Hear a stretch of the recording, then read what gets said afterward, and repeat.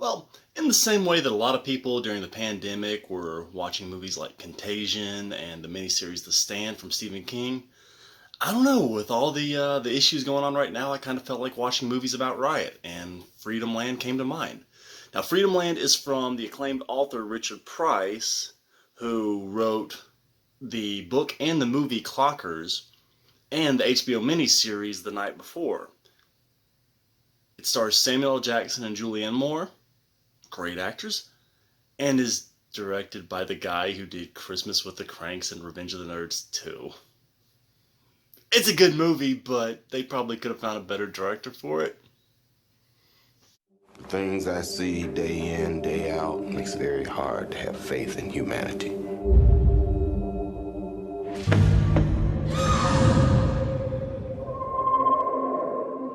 Brenda, this is Detective Counsel. How you doing, Brenda? Take me through the story one more time. This guy come out from behind a tree before I know it. I tried to tell him. You tried to tell him what? My son Your son. is in the car. All right, Brenda, your kid. How old? 4. Beyond the facts, 15 to base. There is a child in the car. The answer's here. We're gonna shut this place down until somebody gives him up. beneath the suspicions, We have had 6 homicides in the last 3 years, and not once did we have the police presence we got here tonight. You can't lock people up in their own neighborhood. So this movie centers around an incident where Julianne Moore's character is carjacked in a near a tenement affordable housing in New Jersey. Of course, she's white, and it's an entirely black neighborhood. And the issue is that her child was in the car when she was carjacked. Samuel L. Jackson plays this cop, named Lonzo Council, who patrols this area. Now, he knows everyone in this building, everyone in this area, really. He's well-respected, well-liked. He has a hit partner played by William Forsythe, who is probably best known for playing the deranged sheriff in the Rob Zombie movie, The Devil's Rejects, Sheriff Wydell. But he also had a recurring role on the HBO series Boardwalk Empire. He was in the movie Once Upon a Time in America. He's a character actor. He's done a ton of stuff. If you watched movies in the 90s or 2000s, you probably saw him in something at some point. So, when Samuel Jackson's character, Lonzo, hears about this, he immediately wants to solve it. And it's not just because he wants to find a missing child, which is obviously a high priority for any police officer, but it's also because a white kid going missing in a black neighborhood is a problem, especially because Julianne Moore's character happens to have a brother who's a cop, played by Ron Eldard, who insists on putting the entire neighborhood on lockdown. Yes, this movie not only has riots, it has an actual lockdown too. It was timely, and it was made more than a decade ago. So Ron Eldard is great in this movie. He's an asshole. His character is a total prick, but he's very good at playing a total prick. Ron Eldard would probably be best known for playing the alcoholic dad in that J.J. Abrams monster movie, Super 8, which I did not like. I actually remember being angrier watching that movie in the theater than any other movie I can remember, because I paid to see a monster movie, not to see fucking E.T. I did not care for that movie. But he was in that. He was on the TV show Justified for a little while. He was in Sleepers. He was a successful character actor who's kind of dropped off. I don't know if he had medical issues or personal problems or what, but he has barely done anything for years. But he had a pretty solid streak going for a while. And he's very good in this. Now, he and his kind of crew, his friends, his fellow police officers that he's made buddies with, insist on locking this entire low-income projects down. Like, they put up the barriers, they have police cars, they're basically doing door-to-door searches. They're treating everyone like suspects. And this is obviously pissing off the people that live there who didn't do anything. So Samuel L. Jackson is doubly motivated to try and find this kid. This is his case, and he is trying to get the cops out of this tenement because he can tell that this is becoming a problem very quickly. The issue becoming that Julianne Moore's character isn't a terribly reliable witness. She has a history of drug problems, and she is in deep shock from this whole situation. She's alternately crying, laughing. She hits herself when she's under pressure. Her brother, played by Ron Eldard, has no respect for her. Like I said, he's a dick in this movie. At one point, he flat out tells her, "Can't you even take care of a kid?" And his only interest is finding his nephew. He doesn't care about his sister. He doesn't care about the people in the neighborhood. He doesn't care about anything. So you have a major ticking clock on this thing. Make things even worse, there's a reverend character in the neighborhood who is speaking out adamantly against this whole thing. He keeps talking to people. He keeps saying that they're all just being racially profiled, that they're being mistreated. So you kind of know that this can't end well. So the issue with this movie is that a director shouldn't just have a connection with material. He or she should have insight on the material. And Joe Roth, who directed this movie, is a very prolific producer, but he's only directed a few movies and they were all comedies. So him jumping onto an extremely dark, charged drama like this was probably a little bit more than he could bite off.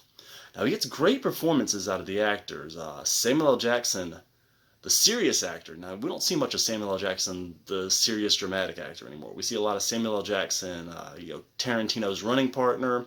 We see a lot of Samuel L. Jackson, Marvel's in-house talent.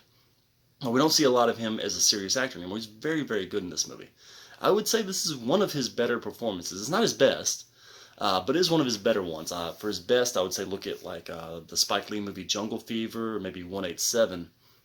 But he is really good in this movie. Julianne Moore's fantastic. The way she talks, the way she moves, the way she reacts, the voice. If you didn't know it was her, you might not even recognize her.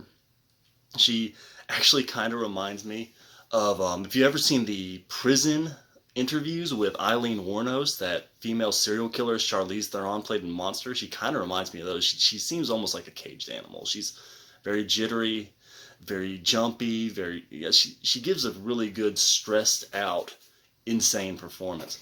And she and Samuel L. Jackson actually have really, really good chemistry together. Ron Eldard is very good. So is Edie Falco from The Sopranos. She plays this woman who runs one of those parent-run charity type things that finds missing kids. It's called Friends of Adam. Apparently, her son was abducted long ago and never found, so she started this charity, and she and these other moms kind of help find missing children and organize search parties, that kind of thing. She's good. Anthony Mackie's in this movie. This would have been actually just before The Hurt Locker came out and kind of broke him through. And I had completely forgotten he was in this until I watched it. And he's good. He's not in it a whole lot, but he is good in it. William Forsythe's good in it. His character's not super important. He's just basically Samuel L. Jackson's partner, but he's good in it. It's always nice seeing him pop up and stuff. So the acting's good. And the cinematography's solid. It's just that, Richard Price is a great writer. Now, if you saw The Night Of, you're probably familiar with how talented this guy is. Also Clockers, which is my favorite Spike Lee movie. And he wrote, I think, the first draft of the script for Clockers. It was based on his own book. Freedomland is also based on one of his books. The guy's an author, and then he writes screenplays on the side, kind of. But I think Spike Lee rewrote his script for Clockers when Martin Scorsese dropped out, because Scorsese was originally supposed to direct that, and then Spike Lee came on. But he's a very talented author and a solid screenwriter. But the director, Joe Roth, he doesn't have any experience with this kind of material. And speaking of him needing to have not just interest, not just engagement or respect, but insight into the story, that kind of hit me about halfway through. Now, I don't like the opening of this movie. The first 5-10 minutes of this movie are not good. It's just Julianne Moore walking through a black neighborhood in shock while this weird, completely inappropriate kind of guitar riff plays over it. It doesn't work at all. And then the rest, a lot of the movie is just kind of point and shoot. It's not very inspired, but every so often he'll do something that really genuinely doesn't work. Like there's one scene, and this occurred to me about halfway through the movie. There's one scene where Alonzo Council, the Jackson character, he walks out of this judicial building, and one of the 2 times he's assaulted by his fellow officers, and he kind of sits down on his bench by himself. He's bleeding from the back of his head, and he kind of sits down to think, and this really high-angle wide shot of him in the building. I remember thinking, that's a cool shot. And then I remember thinking, this shot doesn't mean anything. This is just purely a good shot. It doesn't help us with the movie at all. And there's other stuff like that, and some of it doesn't work. There's one scene in the riot towards the end where this kid materializes like a ghost in front of Lonzo's character, and there's no reason for that. I mean, he has a head injury at that point, but it's still, there's no reason to have done it like that. It's just, style for its own sake. And a movie this serious shouldn't really have a lot of style for its own sake. So yeah, this flick deals heavily with child abduction, and this is not a movie you throw on in an afternoon just to watch and kind of kill time. This isn't an action movie or a thriller or anything. This is a drama. This is a very heavy drama. It's a sad movie. I had kind of forgotten how sad this movie is, but it's very good. It's extremely well acted, but it's an experience. It's not something that you just throw on. It's a movie you sit down and you really pay attention to and engage with and kind of go on a journey with. This place is ticking like a time bomb. No! It is worth watching as far. I mean, it's good. It is. It's good. There are issues. They say an author shouldn't adapt their own book because they'll be too precious with the material. A novel is way longer, so in adapting it to a movie, you need to condense things down. You need to shorten things. You need to lose some things. And like Anthony Mackie's character, he, like many of the supporting characters in this movie, just kind of fall in and out of this movie. He and the Reverend character, I feel like, probably could have been the same person. They both disapproved of the lockdown, and I don't really think you needed 2 characters for that. I think you could have just put them as one character, and you streamline the movie and create one strong character instead of 2 characters that kind of feel underwritten. Ron Eldard and Edie Falco, the cop brother, and the woman who runs the Missing Kids Foundation, they kind of fall in and out of the movie. They'll be very important for a few scenes, and you won't see them for a very long time. So, yeah, it's a good adaptation, but it's not a great adaptation. I think that kind of sums up this whole movie. Good, but not great. Didn't quite nail it. And I'm still surprised critics were as dismissive of this as they were. I would almost bet this was made as a kind of awards bait movie. It feels like it should have been an awards contender. But it was just kind of ignored. And as I recall, this movie was released not too long after Crash. And I think it was kind of dismissed because of that, because Crash was so well received when it was released. I know it's kind of become fashionable to hate Crash now. But when it came out, it was a massively popular movie. And I kind of think this movie was kind of dismissed as a Crash wannabe, which isn't fair at all. This is a solid detective drama. Again, it's worth watching just for the acting alone. I mean, Samuel L. Jackson is one of those actors who has a big personality when he's in interviews, and that translates onto camera. So a lot of people are like, "Oh, Samuel L. Jackson, he just plays himself." Well, not really. He's a little like Jack Nicholson in that regard. Like, people seem to like it most when Samuel L. Jackson is just being Samuel L. Jackson, quote unquote. Kind of this bigger than life, loud, commanding, kind of funny, kind of intense personality. But when the guy acts, again, not unlike Jack Nicholson, when the guy actually really takes the time to act and plays a strong character that's different from himself and requires him to go on a real emotional journey, no one watches the movie. Like 187, a movie that made no money. Like The Caveman's Valentine, a movie that made no money. Resurrecting the Champ, a movie that made no money. As opposed to something like Pulp Fiction or Django, his Tarantino movies or his Marvel movies. or even just some of the Negotiators, some of his bigger standalone movies. So he gets dismissed a bit as an actor, and I think that's really unfair because he is a great actor. He's just figured out where he can make his money and where his audience wants him, and he's kind of leaned into that. So instead of getting kind of deep, dramatic portrayals out of the guy, we more often than not get him kicking ass and taking names, which is fine. It's fun. It's very entertaining. I really liked Kong Skull Island with him a few years back, and that was that kind of role. He's like, I am. What was it? I am the infantry. I can't remember what he said in that movie, but he was good in that movie. But he can really act, and Julianne Moore is fantastic in everything. No matter what you watch her in, she's a great actor. She's a very fearless actress too. I really respect that. You look at something like Boogie Nights. You look at something like Far From Heaven. Even Maps to the Stars. I hated that movie. That was, in my opinion, the worst David Cronenberg movie. But if you ever wanted to see Julianne Moore have violent diarrhea, that's your movie. I did not like that movie at all, but she's good in it. It's a great performance. It's just a really, really bad movie. Yeah, she's great at this. I would say this is one of her best performances. Now, I haven't seen every movie she was in, but this is like I said, you can watch this and not realize you're watching the woman from Hannibal. She's that good in this movie, especially because she doesn't have her red hair. She always has red hair. She doesn't have her red hair in this. She's dyed blonde. So all this culminates in a riot, and though the riot is treated as a tragedy, it's treated as this very sad, avoidable but unavoidable situation where you put a group of people who did nothing wrong on lockdown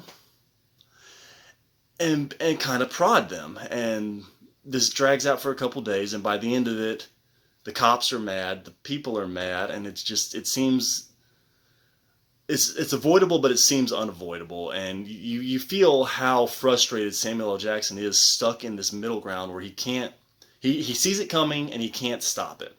Right up to the moment it starts, he's trying to stop it and he can't. And it's sad, and you feel for him. This is a great performance from him. He has this breakdown towards the end of the movie with his son. His son's in jail. And you feel for the guy. You feel how much he wanted, how much he cared for these people, and how just heartbroken he is by what ends up happening to this community. So this is a movie that if you want to see, if you're interested in seeing kind of fictional presentations of riots, I definitely think this is something to be watched along with movies like Do the Right Thing or Dark Blue. It's a very good movie. So I'm going to be a little spoiler heavy from here on out, so if you don't want spoilers, don't watch. So spoilers. All right. One of the bigger issues with this movie, and I think this probably played better in the book, is that it kind of tells you up front that Julianne Moore's character is not just a suspect, but a strong suspect in her own kid's disappearance. And because she's so crazy, and she plays the role very crazy. Now, it's not over the top, but it's totally believable, especially given the trauma of what happens to her, but it's very binary. A great twist ending shouldn't just tell you it's this or it's this. Either she's involved and isn't saying everything she knows, or she just flat out did it. And that's really how this movie plays out. Either she did it, or she knows something she isn't telling. Samuel L. Jackson's character basically says that up front, is that he knows she's not telling him something. And because of that, the ending doesn't have, the resolution on her thing doesn't have the impact that it could have. This is also one of those movies that ends too many times. This movie has 3 or 4 endings.